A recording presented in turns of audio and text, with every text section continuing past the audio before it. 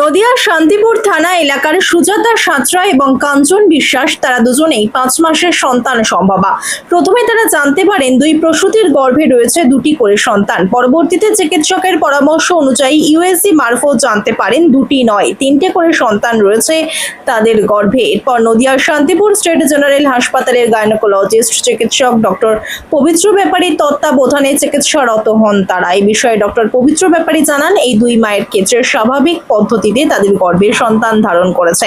এর আগে দুই প্রসূতির একটি করে সন্তান রয়েছে। এরপর আবারও তারা সন্তান সম্ভবা হয়। একটু ঝুঁকিপূর্ণ থাকলেও সরকারি হাসপাতালেই দুই প্রসূতির সন্তান প্রসব করার চেষ্টা চালিয়ে যাচ্ছেন তারা। চিকিৎসকের কথায় অত্যন্ত দরিদ্র পরিবারের এই দুই সন্তান সম্ভবা। তাদের আর্থিক পরিস্থিতি এতটাই দুর্বল যে বেসরকারি হাসপাতাল কিংবা নামি দামি নার্সিংহোমের চিকিৎসা করাতে তারা পারবেন না। দুই পরিবার চাইছেন সরকারি হাসপাতালের উপর আস্থা রেখে তাদের সন্তানেরা যেন পৃথিবীর আলো দেখতে পায়। প্রসূতি সুজাতা সাঁতরার স্বামী রাজেশ সাঁতরার কথায় সরকারি হাসপাতালে চিকিৎসা পরিষেবা নিয়ে বরাবরই প্রশ্ন ওঠে, কিন্তু দরিদ্র হওয়ার কারণে সরকারি হাসপাতালের ওপরই ভরসা রাখছেন তারা। অন্যদিকে প্রসূতি কাঞ্চন বিশ্বাসের পরিবারের দাবি, চিকিৎসক মানেই ভগবান। আর্থিক দুর্বলতা থাকার কারণে তারাও সরকারি হাসপাতালের ওপর ভরসা রাখছেন। তবে বিশেষজ্ঞদের কথায় একটি মায়ের 3টে সন্তান, এর আগে অনেকেই নজির রয়েছে, কিন্তু প্রসূতিদের যত্ন এবং সঠিক চিকিৎসা পরিষেবা পেলে সরকারি হাসপাতালেই এই ধরনের ঝুঁকিপূর্ণ প্রসূতিদের অস্ত্রোপচার করা সম্ভব। অন্যদিকে নদিয়া জেলায় এই প্রথম শান্তিপুর স্টেট জেনারেল হাসপাতালে একই সাথে দুই প্রসূতির তিন সন্তানের চলছে চিকিৎসা। আগামী দিনে এই সরকারি হাসপাতালেই জন্ম নিতে চলেছে দুই প্রসূতির 6টি সন্তান। চিত্র সাংবাদিক এডিটর রূপম, সানভি নিউজ বাংলা, মানুষের পাশে মানুষের সাথে। সত্যি কথাই শুনেছেন, আমাদের শান্তিপুর স্টেট জেনারেল হসপিটালে কালকে গতকাল দুজন প্রসূতি মা আসেন। তাদের দুজনেরই বাচ্চা মোটামুটি বাংলায় আমরা বলি 5 মাস কমপ্লিট হয়েছে। তো তারা এসছেন, তাদের ইউনিক ফিচার হচ্ছে তাদের দুজনেরই গর্ভে একজনের 3টি করে সন্তান। আমরা ইংরাজি পরিভাষায় বলি ট্রিপলেট প্রেগনেন্সি, অর্থাৎ আমরা খুব টুইন প্রেগনেন্সি যমজ বাচ্চা খুব কমনলি শুনি, কিন্তু ট্রিপলেট প্রেগনেন্সি খুব একটা সচরাচর শোনা যায় না। তবে মাঝে মাঝে আমরা টিভিতে বা পেপারে 4টে বাচ্চা বা বিদেশে আরও বেশি সংখ্যক বাচ্চার সংখ্যা শুনি। আর আগেকার দিনে নর্মাল অবস্থাতে গর্ভধারণে এরকম 2-এর বেশি বাচ্চা সহজে হতো না, কিন্তু এখন যেহেতু IVF প্রযুক্তি আপনারা জানেন, যেটা টেস্ট টিউব বেবি বলে, তাতে অনেক সময় আর্টিফিশিয়ালি গর্ভে 2 বা ততোধিক প্রেগনেন্সির নজির থাকে, তখন সেই অনুযায়ী 1টা বা 2টো বাচ্চা রেখে বাদবাকি বাচ্চা আমরা সাধারণত নষ্ট করে দিই। কিন্তু এই মায়েদের ক্ষেত্রে দুজোড়ো মায়ের ক্ষেত্রে কিন্তু ন্যাচারাল ওয়েতে অর্থাৎ স্বাভাবিক পদ্ধতিতে তাদের কিন্তু গর্ভে 3টে করে বাচ্চা এসছে। আচ্ছা, সেই ক্ষেত্রে এই যে স্বাস্থ্য যে একটা পরিচর্যা 3টে করে বেবি, তাদের কতটা অবলম্বন থাকা উচিত, আপনারা সেটা কীভাবে ম্যানেজ করছেন? যখন আমরা জানতে পারলাম যে তাদের মায়েদের 3টে করে বাচ্চা, তখন আমরা মায়েদেরকে বলেছিলাম যে যখন প্রথম রিপোর্টটা পেয়ে আমার কাছে আসেন, তখন আমি তাদেরকে বলেছিলাম যে আপনারা 2টো অপশান, একটা অপশান হচ্ছে আপনারা এই যে 3টে বাচ্চার মধ্যে যে কোনো একটা বাচ্চাকে আপনাদের স্যাক্রিফাইস করা, অর্থাৎ ফিটাল ডিডাকশন, একটা বাচ্চাকে মেরে দেয়।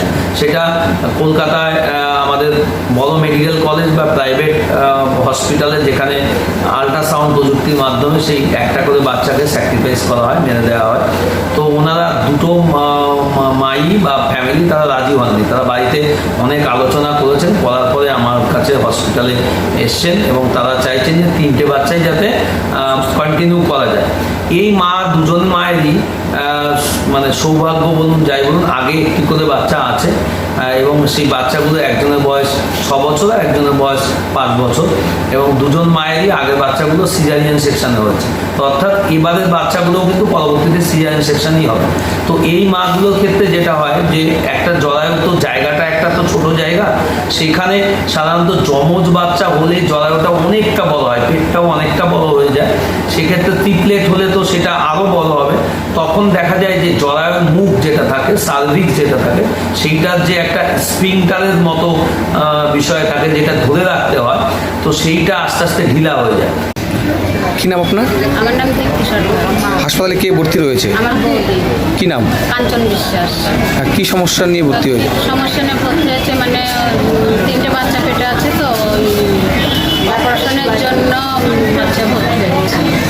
বাচ্চাগুলোর বয়স কত? বাচ্চাগুলোর হয়ে তো 5 মাস। মানে কীভাবে জানতে পারলেন যে বেবি? ডাক্তারবাবু প্রথমে ছবি করেছে, দুটো ধরা পড়েছে, তারপরে দ্বিতীয়বার ছবি করেছে, দুটো ধরা পড়েছে, তৃতীয়বার ছবি করে জানলাম যে হচ্ছে 3টে বাচ্চা। কোন ডাক্তারবাবু দেখছেন? পবিত্র ব্যাপারে। উনি কি প্রথম দিন থেকে দেখছেন? হ্যাঁ, আমি প্রথমে দেখেছি। মানে এই যে সরকারি হাসপাতালে এই ধরনের একটা চিকিৎসা মানে করছেন, তো কীভাবে কতটা ভরসা পাচ্ছেন? আমরা ডাক্তারবাবুর উপর ভরসা করে আমরা এখানে এসেছি। ডাক্তারবাবু ভরসা দিয়েছে আমরা এখানে আসতে পারি।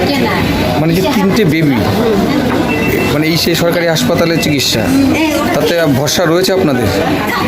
ভরসা রয়েছে, ডাক্তারবাবু আমাদের ভরসা দিয়েছে, ওই জন্য আমাদের ভরসা আছে। কী নাম আপনার? আমার নাম রাজেশ সাঁতরা। আপনার স্ত্রীর নাম? সুজাতা সাঁতরা। হ্যাঁ, কী হয়েছে আপনার স্ত্রীর? আমার স্ত্রীর 3টে বাচ্চা পেটে এসছে। তাকে প্রথম থেকে আমি ডক্টর পবিত্র ব্যাপারীকে আমি দেখাচ্ছিলাম। তারই সুচিকিৎসায় গত সোমবারে আমার স্ত্রীর একটা অপারেশন হয়েছে জরায়ুনাড়িতে। তা আমি চাই এই শান্তিপুর হসপিটালে, সরকারি হসপিটালে একটা সুচিকিৎসার ব্যবস্থা যেন আমি 3টে বাচ্চাকেই এখানে ডেলিভারি করাতে পারি। তা ডাক্তারবাবু সিজার করেই হোক এবং নর্মালে হোক, যেভাবেই করবেন, একটু সরকারি পরিকাঠামোটা যেন এখানে পরিপূর্ণ থাকে। আপনার স্ত্রী কবে হাসপাতালে ভর্তি করা হয়েছে? সোমবারে। এখন কেমন কী পরিস্থিতি? সোমবারে অপারেশন হওয়ার পরে এখন পরিস্থিতি খুব ভালো আছে। আজকে একটা ফটো আছে এখানে, ফটো করার পরেও ডাক্তার দেখে তারপরে তাদের ছুটি। কিসের অপারেশন করা হয়েছে? ওটা হচ্ছে 3টে বাচ্চা পেটে আসার কারণে তাকে পেটের মধ্যে ধরে রাখার জন্য তার জরায়ুনাড়িতে এখন একটা অপারেশন করে দেওয়া হয়েছে, যাতে 30-32 সপ্তাহের মধ্যে যেন এটা আর কি কোনো রকম দুর্ঘটনা না ঘটে, যেন পেটের মধ্যে সেটা ভালোভাবে বড় হতে পারে। এখন সময় বাচ্চার সময় বয়স কত হয়েছে জানেন? বাচ্চার বয়স হয়েছে 19 থেকে 20 সপ্তাহ। এখন স্ত্রী আপনার ভালো আছে? এখন ভালো আছে। মানে এই যে ডাক্তার দেখাচ্ছেন, সরকারি হাসপাতালে চিকিৎসা করাচ্ছেন, কতটা মানে ভরসা পাচ্ছেন আপনি? ভরসা পাচ্ছি, ডাক্তারের উপরে পুরো পূর্ণ ভরসা আছে। যেহেতু ডাক্তারবাবু নিজে হাতে ঠিক সময় টাইম দিয়ে দেখছেন আর সঠিক টাইমে আমাদের ডেকে সুচিকিৎসা করাচ্ছেন।